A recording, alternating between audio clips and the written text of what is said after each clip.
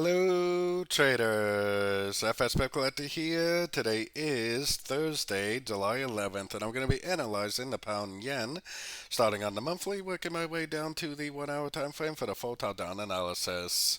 So, on the pound yen, I still think this is so extremely clear on the monthly time frame. It's ridiculous how clear it is. This is very likely a A, B, and this is a 1, 2, 3 of wave C. We are definitely still in a wave 3, and definitely no reason to think it's over. Eventually, it is going to have to make a wave 4 and a wave 5, but it doesn't have to happen now. It could easily go up a lot more before it decides to do that. So the trend is your friend, especially when you're talking about the yen pairs. Going down to the weekly time frame, we do have a Fibonacci level that we are approaching right below the 210 area. You would think that that would be an area of resistance, but I mean, so far there's no break of struts or anything, so I'm definitely still looking for longs. Going down to the daily time frame, like I said, we are approaching some fib levels, but we are not there yet. There's definitely no lower high. There's definitely no break of structure to the downside. Definitely no reason for me to do anything except for look for longs at pullbacks on shorter time frames. Going down to the 1 hour time frame, like I said, right around the 209 to 210 area. There's definitely some resistance up there. And it does kind of look like it possibly could go down, but even if it does go down, that's actually, for me, good news because I will not be shorting it, but instead I will be looking for longs at the end of every pullback I see.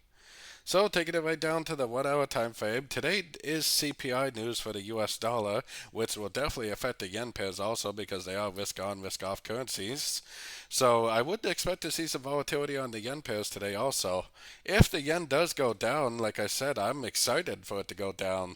Not so I can short it, but I'm excited because I know if it goes down, I can go long again, and most likely I will continue to make profits.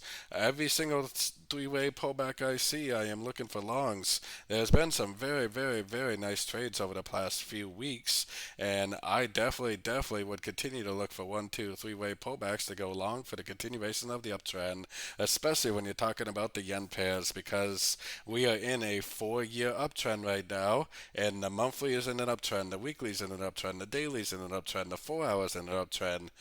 You need to be on the sort of time frames looking for longs every chance you get because every single higher time frame is telling you to look for longs at the end of pullbacks. So don't forget to join my free Discord group, which is linked down here in the corner, and don't forget to check out my website if you'd like to get access to my swing trade setups and my daily live Zoom meetings. As always, thank you and happy trading.